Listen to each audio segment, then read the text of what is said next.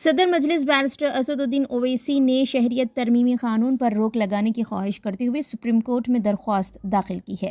واضح ہے کہ مرکزی حکومت نے 2019 میں منظور شدہ شہریت ترمیمی قانون CAA نافذ کر دیا ہے، جس کی مختلف گوشوں سے مخالفت کی جا رہی ہے۔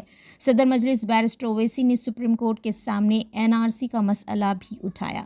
انہوں نے عدالت میں درخواست دائر کرتے ہوئے اپیل کی ہے کہ CAA کے نفاذ پر فوری روک لگائی جائے۔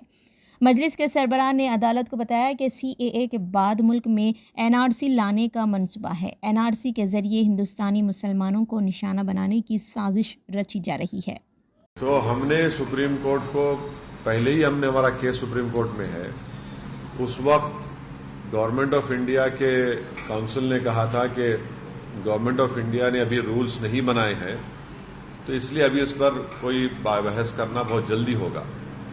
اب جبکہ مودی حکومت نے CAA کے رولز بنا دیے ہیں تو سپریم کورٹ جانا ایک ارجنسی ہے، وقت کا اہم تقاضا ہے، کیونکہ اگر یہ سرکار سٹیزنشپ دینا شروع کر دے ایک انکانسٹیٹیوشنل لا پر جس کو ایک ریلیجن کے اوپر بنایا گیا ہے، تو اس سے نقصان ہو سکتا ہے۔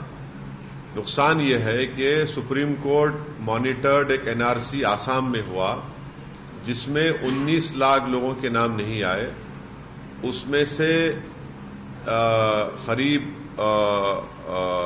1 لاکھ کے قریب مسلمان ہیں، باقی نان مسلمز ہیں۔ اگر آپ اس لا کے اور اس رولز کے تحت ان تمام لوگوں کو دے دیں گے سٹیزنشپ جن کا ریلیجن اسلام نہیں ہے، تو یہ بڑا ہی ناانصافی ہوگی ان لوگوں کے لیے، ان مسلمانوں کے لیے جن کا نام نہیں آیا۔ دوسرا امپورٹنٹ پوائنٹ یہ ہے کہ سپریم کورٹ نے 1960s یا 70s میں ایک ججمنٹ میں کہا تھا کہ اگر کوئی ایلیورمنٹ آپ دیتے ہیں کسی کو اپنا ریلیجن بدلنے کے لیے تو وہ بھی ایک کرائم ہے۔ اب یہ سرکار یہ کہہ رہی ہے کہ اگر آپ کا ریلیجن اسلام ہے یا آپ مسلمان ہیں تو آپ کو سٹیزنشپ نہیں دی جائے گی، اگر آپ کا ریلیجن اس سے ہٹ کر ہوگا تو ہم دے دیں گے۔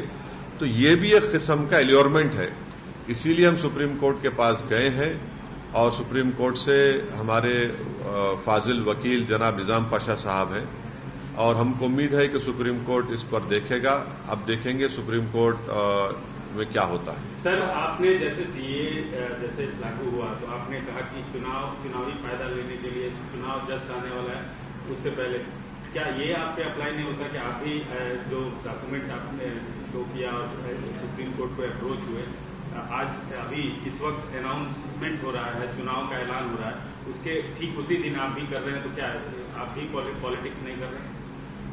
دیکھیے، میں ایک پولیٹیشین ہوں، میں کوئی فلاسفر نہیں ہوں، نمبر 1۔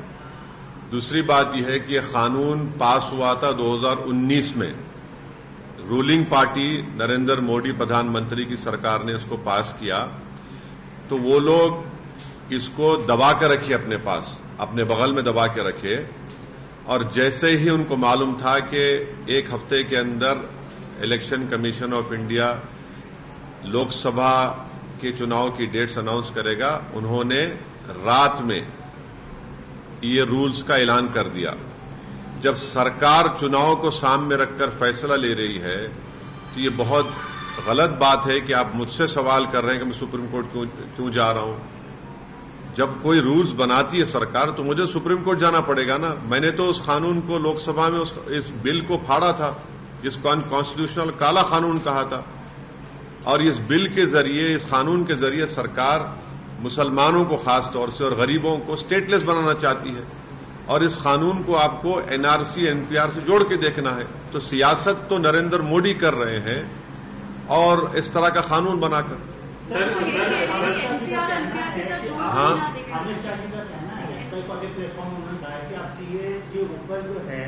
آپ جھوٹ پھیلا رہے ہیں، آپ راجنیتی کر رہے ہیں، آپ ڈر پیدا کر رہے ہیں۔ ان کا کہنا ہے کہ جو آپ بات بول رہے ہیں وہ پروویژن CAA کے جو نوٹیفکیشن ہے، جو گورنمنٹ کا نوٹیفکیشن، اس میں نہیں ہے۔ ان کا آروپ ہے کہ آپ جان بوجھ کر راجنیتک فائدے میں ایک ہی بات کہہ دی امت شاہ اور نریندر مودی۔ کیا امت شاہ نے پارلیمنٹ میں میرا نام لے کر نہیں کہا تھا کہ دیش میں NRC NPR بھی ہوگا؟ آپ کے کئی ٹی وی چینلوں پر امت شاہ نے کہا تھا کہ کرونالوجی سمجھیے NPR NRC ہوگا. کیا بی جے پی یہ کہہ دے کہ آسام میں جو 19 لاکھ لوگوں کے نام سپریم کورٹ مانیٹرڈ NRC جو ہوا تھا جس میں 1600 کروڑ روپے خرچہ کیے گئے اور 50 لوگوں نے سوسائڈ کر لیا، اس میں ہیمنت بسو شرما جو مکھیہ منتریوں کہہ رہے ہیں وہ کہہ چکے ہیں کہ جو نان مسلم ہیں ان کو سٹیزن شپ مل جائے گی. مسلمان کیا کرے گا؟